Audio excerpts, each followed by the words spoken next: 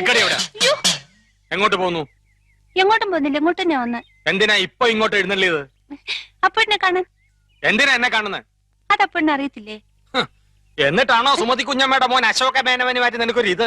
കബഡി മത്സരത്തിൽ അവൻ എങ്ങനെയോ ജയിച്ചെന്ന് കണ്ടപ്പോ നീ ഇവിടെ കിടന്ന് ഉറഞ്ഞു തുള്ളുന്നുണ്ടല്ലോ. ജയിക്കുന്നവരാരായാലും ഒരു അഭിനന്ദിക്കുന്നതിൽ എന്താ തെറ്റ്?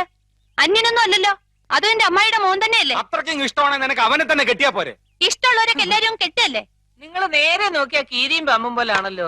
നീ എന്തിനാ രമേന്തി അവനെ ദേഷ്യം പിടിപ്പിക്കുന്നേ? തോക്കുമ്പോഴും ദേഷ്യപ്പെടുമ്പോഴും അപ്പൂട്ടന്റെ മുഖം കാണാൻ നല്ല ചേല അമ്മായി.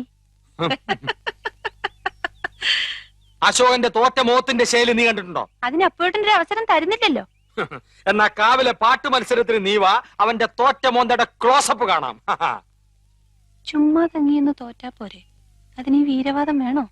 ഏ? ചുമ്മാ തങ്ങിയെന്ന് തോറ്റാ പോരേന്ന്.